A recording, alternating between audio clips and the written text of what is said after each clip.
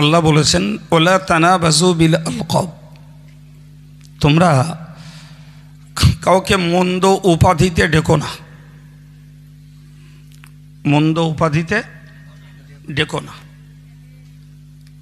এই মন্দ উপাধিতে ডাকার অর্থ হলো প্রত্যেকটা মানুষের একটা নির্দিষ্ট নাম আছে, তো সেই নামের সঙ্গে কোনো সম্পর্ক থাকে না এমন কিছু উপাধি, এমন কিছু সম্বোধন তাদেরকে করা হয় যেগুলো বাস্তবিকই তার কাছে। প্রিয় ভাইরা আমার, ওই রজব আলী সাহেব একটা কথা বলছিলেন, রজব আলী সাহেব একটা কথা বলছিলেন যে বারবার নিমাই নিমাই করা হয়।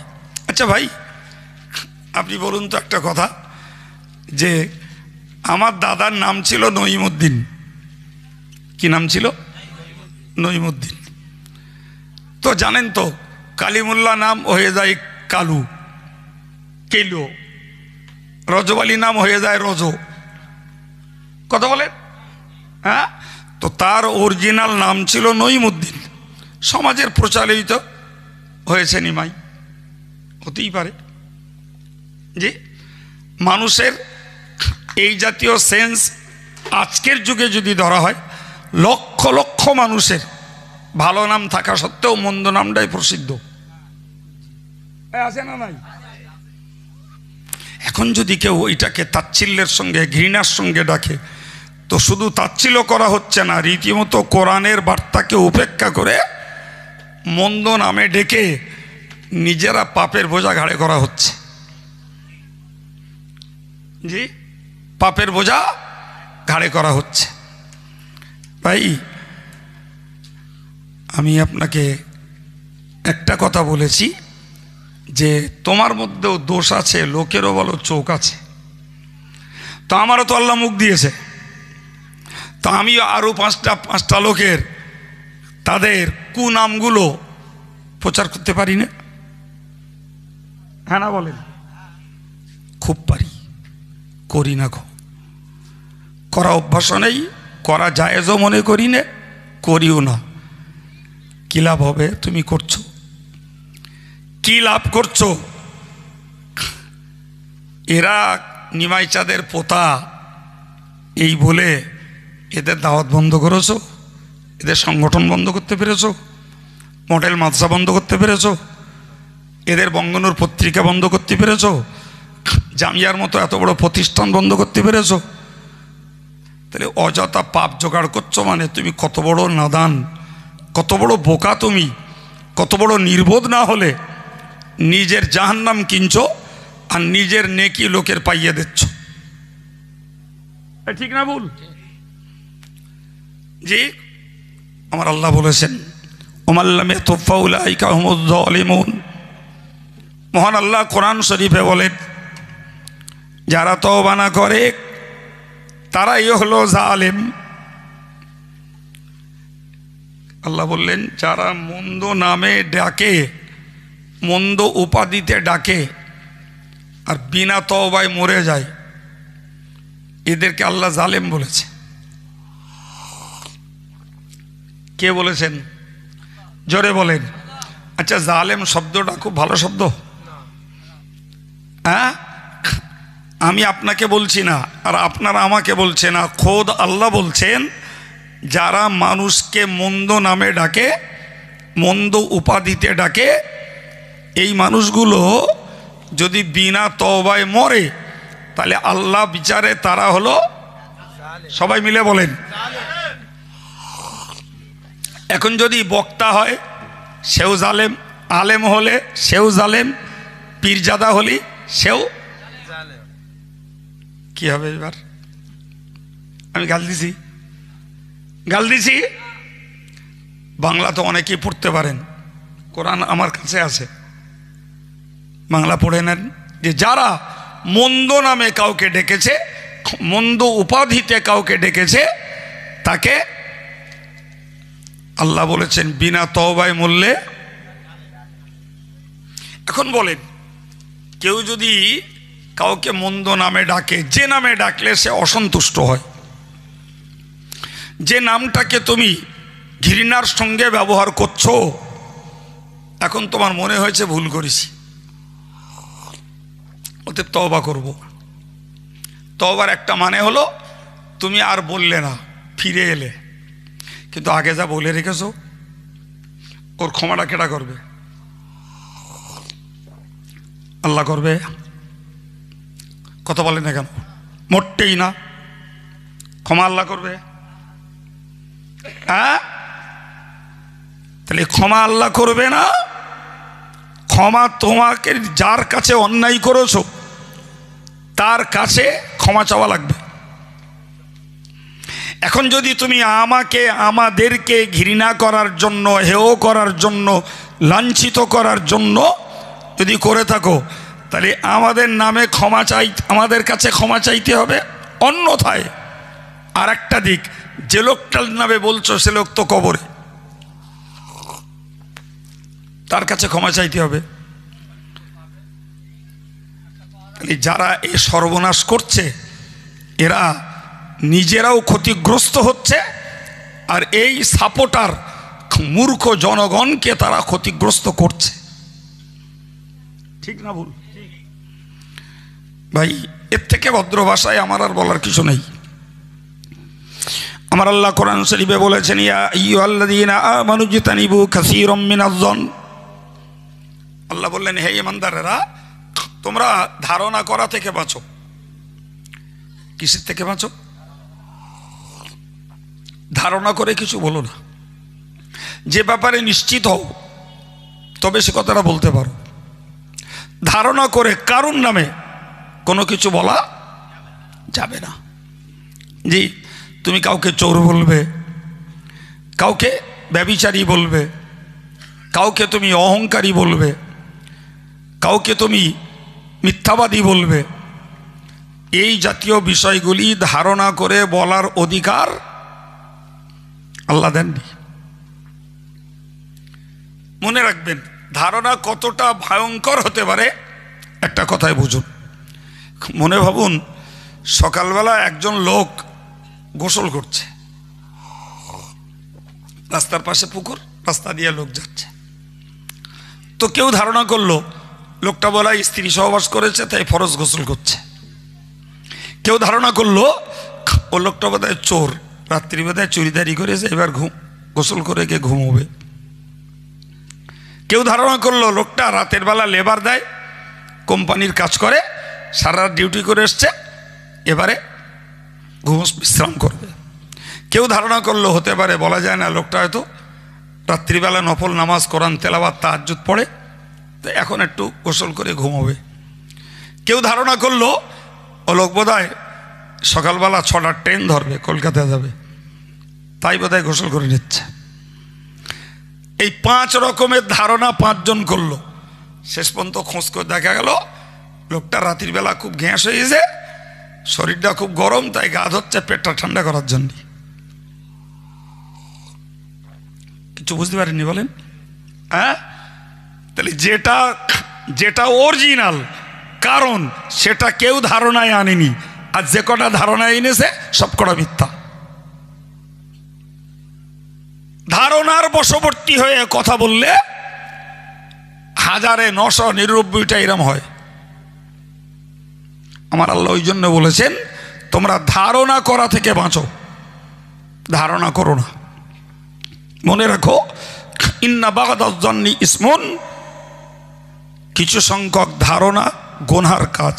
তার মানে ধারণা ঠিক না হলে গুনাহ হবে, ধারণা ঠিক না হলে গুনাহ হবে। হ্যাঁ, আমি যদি একটা ঘর করি আর কেউ যদি বলে জামিয়ার টাকা মেরে মেরে ঘর করেছে, অথচ অরিজিনাল কথাটা 100 ভাগ মিথ্যা কথা, তাহলে গুনাহ হবে না? হবে না? গুনাহ হবে তো, স্বাভাবিক। প্রিয় ভাইরা আমার, রজব আলী সাহেব যে পর্যন্ত কথা বলে গেছেন আমি তার প্রত্যেকেই বলছি, হুবহু একদম বাদশাহ দিয়ে না। তাহলে একটা মেসেজ পেলাম, কাউকে মন্দ উপাধিতে ডাকা যাবে না। দ্বিতীয়টা পেলাম, কাউকে মন্দ নামে ডাকা যাবে না। তৃতীয়টা পেলাম, যারা মন্দ শব্দ ব্যবহার করে এরা বিনা তওবায় মরে গেলে জালেম হবে।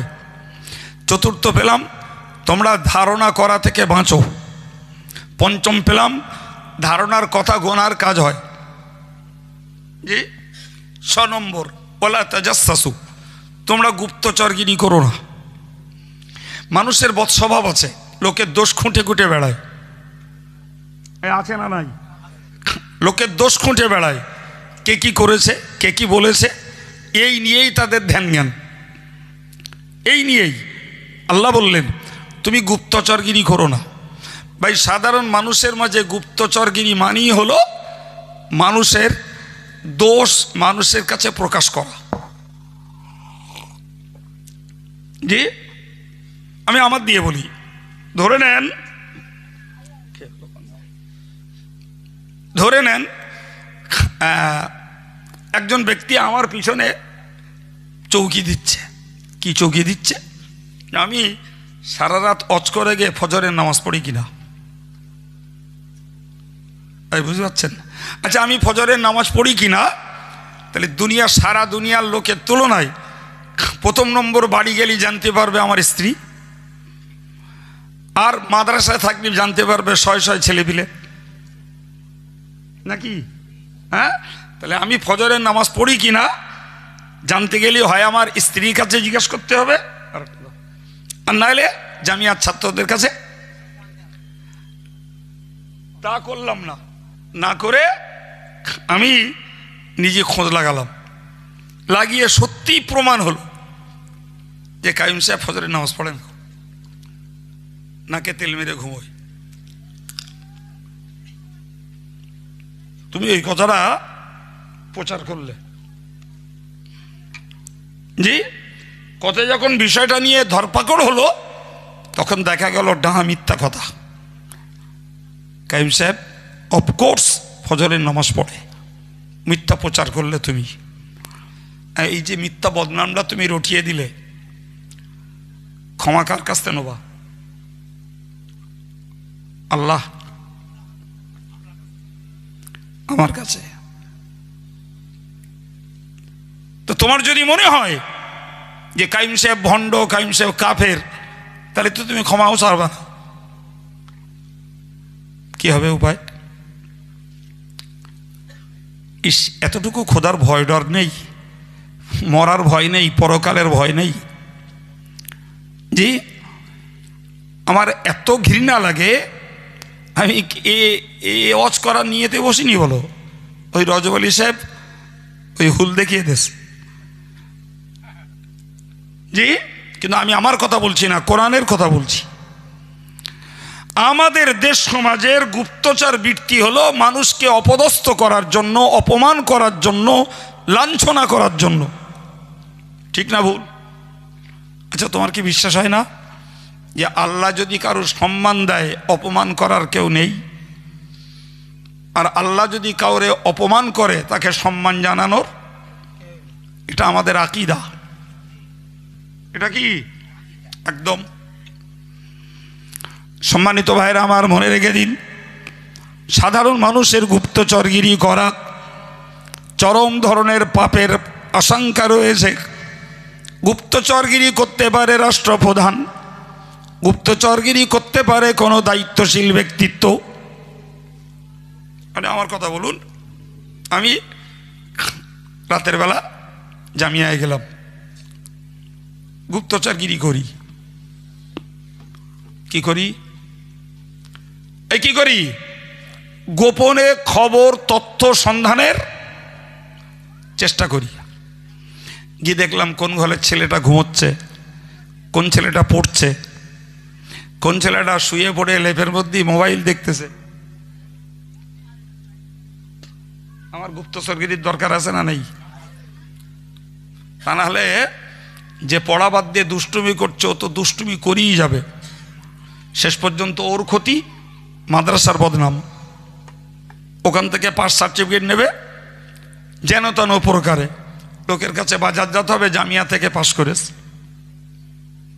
অথচ কেউ 1000-এর মধ্যে 400 নিয়ে পাস করছে, কেউ 900 নিয়ে পাস করছে। দুটো ছাত্রের পার্থক্য আছে না নাই? তাহলে আমাকে যদি ছাত্রকে আদবি আখলাকি, তাকে যদি প্রকৃত পড়ুয়া এবং সচ্চরিত্রবান সাধু বানাতে হয়, তাহলে আমাকে হয় নিজে, না হলে আমাকে অন্য চর লাগিয়ে ছাত্রদের গুপ্তচরগিরি করার দরকার আছে।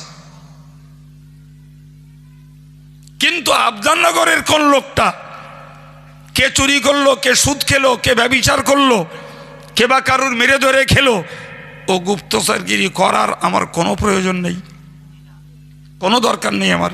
কেউ যদি আমার কানেও বলে যে আপনার সে মইজুদ্দি, আপনার তো মরণের ভক্ত, সে মইজুদ্দি টাকা চুরি করেছে, বলে দিলে জি আমি একবারও মুখ ফুটে মইজুদ্দির বুঝতে দেবো না যে ওই কথাটা মইজুদ্দি কাজটা করেছে আমার কানে এসছে, একবারও বুঝতে পারবে না। আর মইজুদ্দি মোটি করিনি, ফলে আমার কথায় ও কথা দাঁড়াবেও না। আমার কি দরকার আছে? আমার কি দরকার আছে? মইজুদ যদি সত্যি আমার ভক্ত হয় আর যদি চুরি করে তো আমার কাছে শিকার হবে, শিকার হয়ে বলবে হুজুর এই কারণে এটা করে ফেলিস। আমার কথা বুঝতে পারছেন কি? তাহলে আমি লোকের কাছ থেকে কথা শুনে আমার কান ভারী করে সেইটাকে প্রচার করে আমি কেন পাপী হব? এ কোরআনের মেসেজ আমি এই কারুর ব্যক্তিগতভাবে দিচ্ছি না, টোটাল মুসলিম কমিউনিটির জন্য খোদার দেওয়া বার্তা। গুপ্তচরগিরি করতে পারে রাষ্ট্রপ্রধান। হযরত ওমর গুপ্তচরগিরি করতেন, এশার নামাজ পড়ে বার হতেন ছদ্মবেশে। গেলেন একদিন যেয়ে দেখছেন একটা বাড়িতে আলো জ্বলছে, আর একজন ভদ্রমহিলা চুলোয় কিছু রান্না করছে, বাচ্চাগুলো কান্নাকাটি করছে, বাচ্চাগুলো ক্ষুধার জন্য কান্নাকাটি করছে। হযরত ওমর মেয়েটাকে জিজ্ঞেস করলেন কি ব্যাপার তোমার? তো মেয়েটি কেঁদে ফেলে বলল আমার স্বামী মারা গেছে জিহাদে, আমি বড় দরিদ্র, বাচ্চাগুলো ক্ষুধার তাড়নায় ছটফট করছে, তাই দুটো পাথরের নুড়ি কুড়িয়ে হাঁড়িতে দিয়ে নাড়া দিচ্ছে আর বলছি রান্না হচ্ছে। দুঃখ লাগবে না? লাগবে না? ওমর কিচ্ছু বললেন না, সোজা দরবারে চলে গেলেন, ময়দা নিলেন, চিনি নিলেন, ঘি নিলেন, নিয়ে গিয়ে নিজে হাতে করে রুটি তৈরি করে বললেন তোমার বাচ্চাদের ডাকো।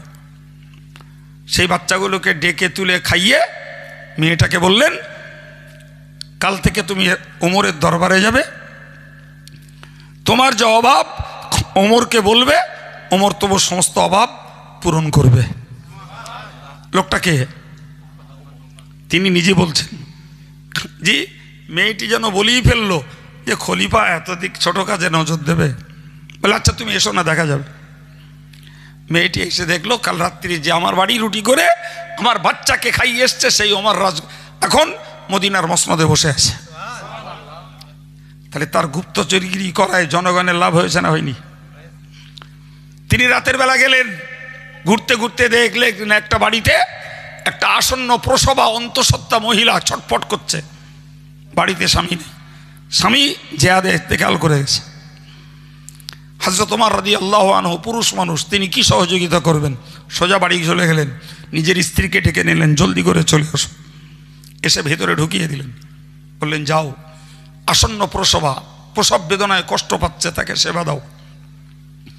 অল্পক্ষণই পরে বলল ইয়া আমিরুল মুমিনিন, আল্লাহর এই বান্দি একটা পুত্র সন্তান প্রসব করেছে। মেয়েটি বুঝলো যে আমার দুয়ারে বসা খলিফাতুল মুসলিমিন আর আমাকে সেবা দিচ্ছে এতক্ষণ ধরে বাদশার পত্নী, বাদশা স্ত্রী, তার গুপ্তচরগিরির প্রয়োজন আছে না নাই? তাহলে যারা দায়িত্বশীল ব্যক্তি তাদের দায়িত্বের কাজের জন্য গুপ্তচর বৃত্তির প্রয়োজন আছে, কিন্তু পার্সোনাল আমি কেউ নই, তুমি কেন গুপ্তচরগিরি করছো? মানুষের দোষ খুঁজে খুঁজে বেড়াচ্ছ। যারা মানুষের দোষ জানা সত্ত্বেও গোপন করে, কিয়ামতের দিনে আল্লাহ তাদের দোষকে গোপন করে দেবেন। জোরে বলে। যারা মানুষের দোষকে খুঁটে খুঁটে বার করে প্রচার করে, হাসরের ময়দানে আল্লাহ তাদেরকে লাঞ্ছিত করবেন। সামলাতে পারলে হবে, সামলাতে পারলে হবে। জি প্রিয় ভাইরা আমার, আল্লাহ বললেন ওলা তাজাসসু, তোমরা গুপ্তচরগিরি করো না।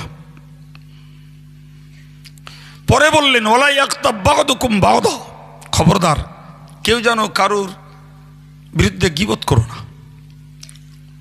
তো একজন সাহাবী বললেন, হুজুর যদি যার বিরুদ্ধে যেটা বলছি সত্যি যদি সেই অপরাধী সে হয়, হুজুর বললেন ওর নামই গীবত।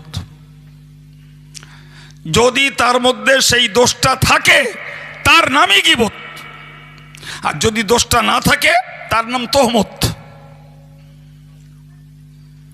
যদি সত্যি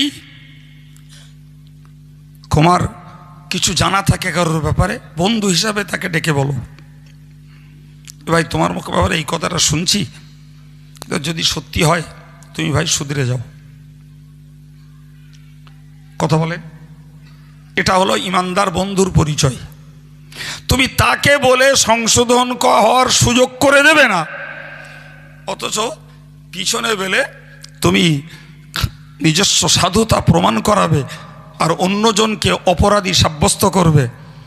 আল্লাহ আছেন না নাই? আল্লাহর কাছে ছাড় পাওয়া যাবে তো? আল্লাহ বললেন তুমি জানো যারা গীবত করে, যারা গীবত করে তারা যেন মরা ভাইয়ের গোশত খায়। ফর এক্সাম্পল, আমি একটা উদাহরণ দিচ্ছি।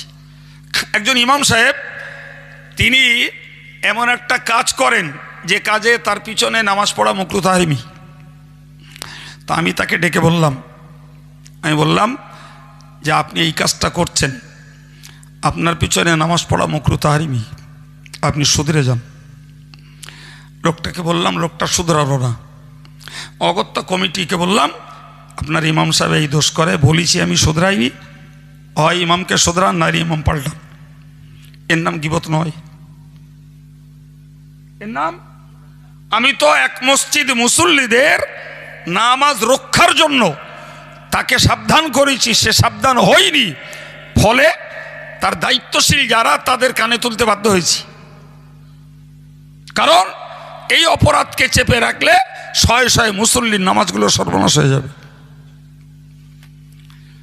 আমার জাত আমার সমাজ কারে গীবত বলে জানেও না, ফলে কোনো অন্যায়ের প্রতিবাদ করলেও বলে ওই দেখো গীবত করে যাচ্ছে। অন্যায়ের প্রতিবাদ গীবত নয়। আল্লাহ বললেন যে লোকটা গীবত করে এ যেন তার মৃত ভাইয়ের গোশত খায়। অথচ মরা ভাইয়ের গোশত খাওয়া, প্রথমত মানুষের গোশত হারাম, সেটা অপছন্দের। দ্বিতীয়ত নিজের ভাইয়ের গোশত, সেটা অপছন্দের। তৃতীয়ত মৃত এমনি মরা জায়েজ পশুর গোশত হারাম। তাহলে একটা কাজে কটা হারাম হচ্ছে? তিনটে। একটা কাজে কটা হারাম হচ্ছে? তিনটে।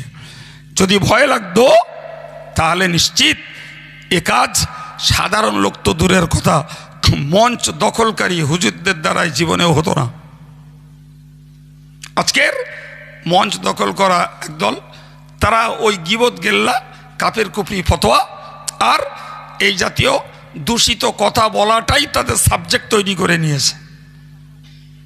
হ্যাঁ বলেন, কিছু বক্তা আছে ইউটিউব খুললি এই পাওয়া যাবে, এই পাওয়া যাবে, আর কিচ্ছু তাদের কোরআন নেই, হাদিস নেই, সমাজ গঠনের, জীবন গড়ার কোনো বক্তব্য নেই, শুধুই রয়েছে ওই জাতীয় বক্তব্য। জি, আমার আল্লাহ পাক এই জন্যই বলেছেন তোমরা মন্দ উপাধিতে কাউকে ডেকো না, মন্দ নামে কাউকে ডেকো না।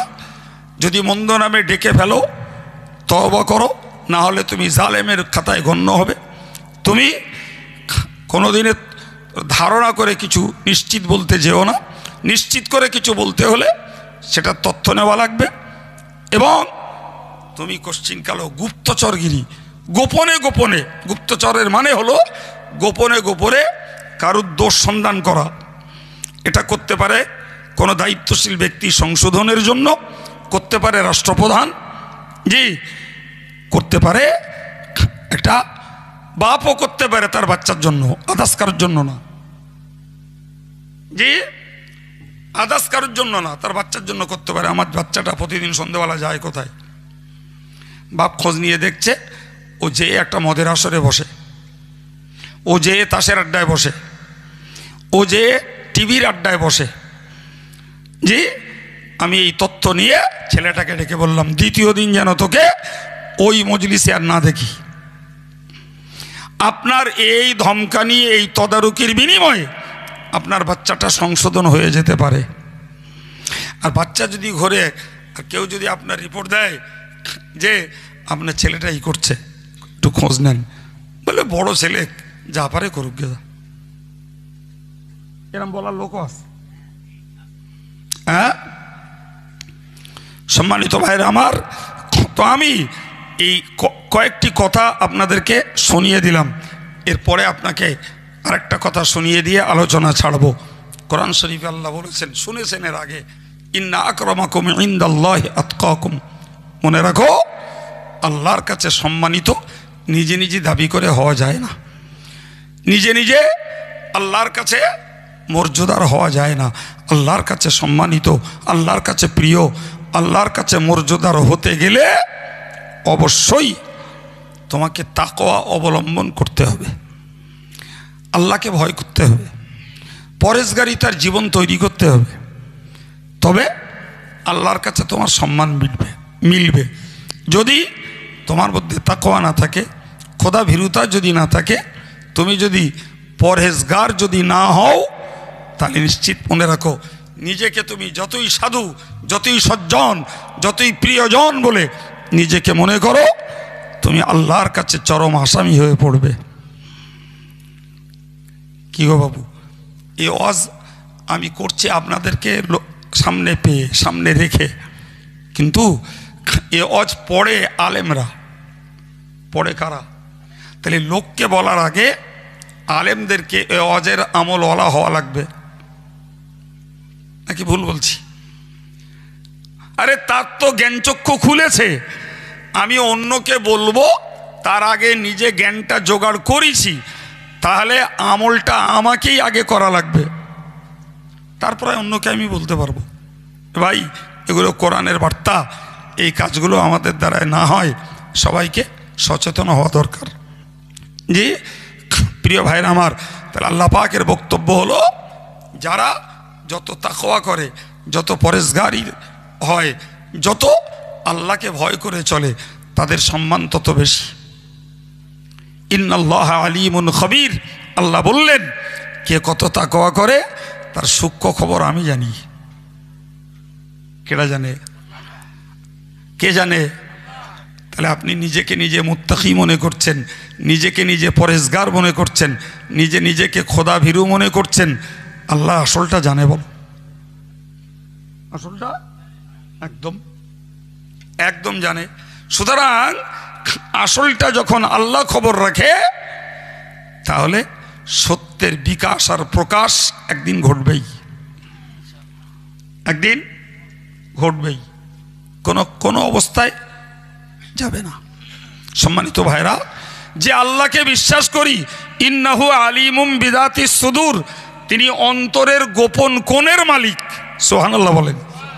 যিনি 7 তবক জমিনের নিচের একটা পিপিলিকার চলন শুনতে পান, কালো পিপিলিকাটাকে যিনি দেখতে পান, এই বিশ্বাসটা যদি একজন ইমানদারের কলবে বদ্ধমূল হয়, ভাই, তার দ্বারাতে পরের পাপ নিজের ঘাড়ে নেওয়া তো দূরের কথা, নিজের পাপ করতে গেলেও জানটা ডরাবে। ঠিক না ভুল বাবু? হ্যাঁ, তাই যদি জান না ডরায়, নিজের পাপ নিজে করছি, পরের পাপ ঘাড়ে নিচ্ছি, এরপরেও জান ডরাচ্ছে না, তার মানেই হলো আল্লাহর প্রতি বিশ্বাসেরও ঘাটতি আছে। এই হানা বলেন, যে আল্লাহ অন্তরের গোপন কোণের খবর রাখে, যে আল্লাহ 7 তবক জমিনের নিচের চলমান পিপিলিকার পায়ের আওয়াজ শুনতে পান, আর তার দৃশ্য যে আল্লাহ দেখতে পান, সেই আল্লাহর ভয় যদি সত্যিই থাকতো, তাহলে পরের পাপ ঘাড়ে নেওয়া তো দূরের কথা, নিজের পাপ করতে গেলেও ভয় লাগতো।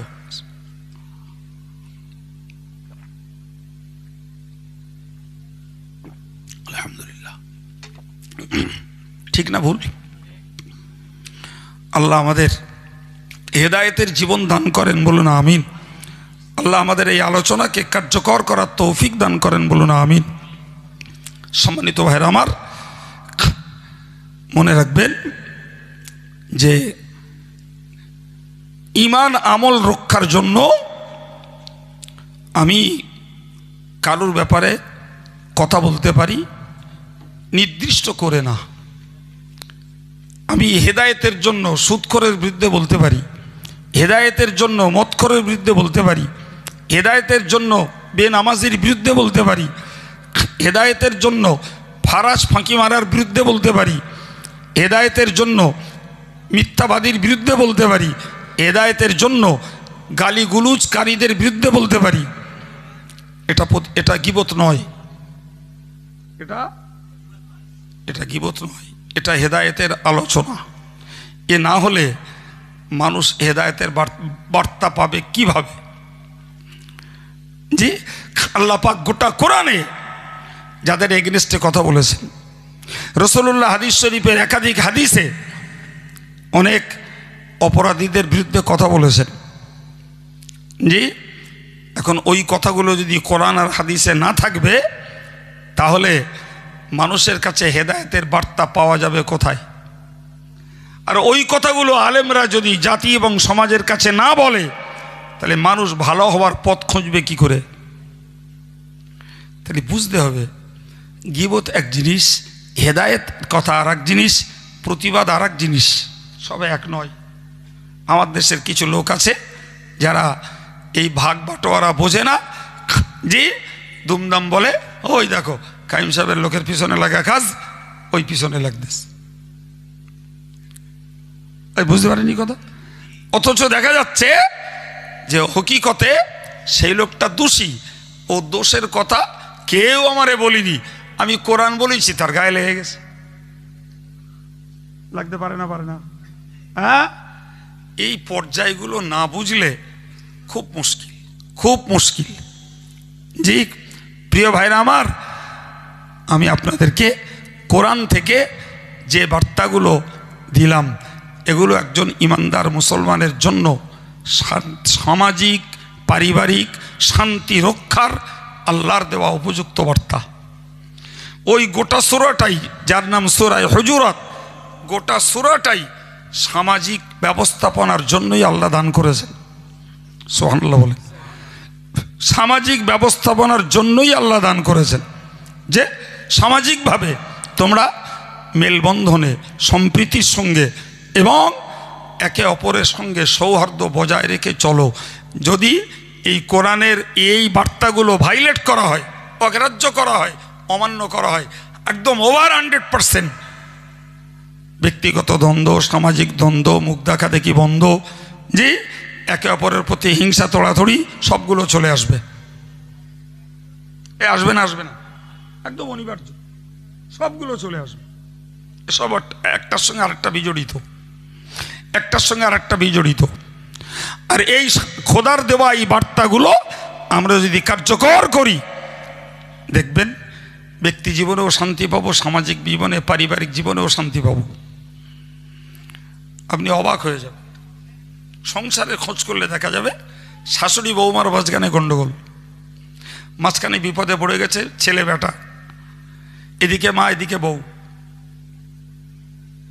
আছে না নাই? হ্যাঁ, মা যে একবার বউর বিরুদ্ধে ছেলের কাছে বলছে, একবার বউ যে শাশুড়ির বিরুদ্ধে স্বামীর কাছে বলছে। গল্প বললো মনে হচ্ছে নাকি? হ্যাঁ, একদম বাস্তব। ছেলেটা এখন দোটানায় পড়ে গেছে, মাকে অমর্যাদা করতে পারছে না, আবার বউটাকেও রাগাতে পারছে না, তাকে নিয়ে সংসার। এই উভয় সংকট থেকে যদি একটা ছেলেকে, একটা স্বামীকে যদি বাঁচাতে হয়, তাহলে শাশুড়িকেও গীবত করা বন্ধ করতে হবে, বৌমাকেও গীবত করা বন্ধ করতে হবে। আর ছেলের যদি ভারসাম্য রক্ষা করে চলতে হয়, স্বামীকে, এই স্ত্রীকে এবং মাকে ভারসাম্য রক্ষা করে চলতে হলে তাকে এবার গোপনে গুপ্তচরগিরি করতে হবে। যে সত্যিকারের আমার মা যেটা বলছে আমার বউর ওটা দোষ কিনা, আর আমার বউ যেটা বলছে আমার মায়ের ওটা দোষ কিনা, এটা ভাবতে হবে। তার গুপ্তচরগিরি করতে হবে। যদি এইটা থেকে বাঁচতে পারে তাহলে নিশ্চিত সে সংসার একটি সোনার সংসার, শান্তির সংসার। যদি এটা থেকে বাঁচতে না পারা যায়, ভাই ওরকম কত অভিযোগ আমার কাছে আছে তার ইয়াত্তা নেই। ভালো ভালো ছেলে কান্না করছে, এসে বলছে হুজুর কি করবে বলুন দিন, আমার মা আব্বা দুজনাই আমার বোর বিরুদ্ধে আমাকে একদম বিরক্ত করে তুলছে, অথচ আমি খোঁজ নিয়ে দেখতে পাচ্ছি আমার বউ ওই দোষে দোষী না। এবার যদি যেই বলবো বউ দোষী না, বাপ মা বলবে ছেলে বোর পক্ষে হয়ে গেছে, একদম থেপকো বলে দেবে। আর যদি সুবিচার না করি, বউ বলবে এ স্বামীর ঘর করা সম্ভব নয়। এত কান খামড়ানি শুনে ঘর করা যায়? প্রিয় ভাইরা আমার, সামাজিকভাবে এই বিষয়গুলোকে আমাদের একটু মূল্যায়ন করতে হবে। তাতে ও কেডা কি বলেছে ও ছাড়ুন, ও বাদ দেন। ও আমার নামে কি আমাদের নামে বলে তো, ওসব কানে ঢুকে ঢুকে ওর এক কান 8 পয়সাও দাম আমার কাছে নি, ওর মূল্য দেয়নি। আর আমি নর্মালি এসব কথা বলিও না। জি, রজলি সাহেব আলোচনা করছিলেন, তার সার কথা বুঝে আনুষঙ্গিক সেই জায়গারই আয়াত তুলে তুলে আপনাদেরকে কথাগুলো শোনালাম। আল্লাহ বোঝার তৌফিক দেন, সকলেই বলেন আমিন। আল্লাহ আমাদের কোরআনের উপরে আমল করার, আর যারা আমলে থাকেন তাদের কায়েম থাকার তৌফিক দেন, বলুন আমিন। দুরূদ শরীফ। আল্লাহুম্মা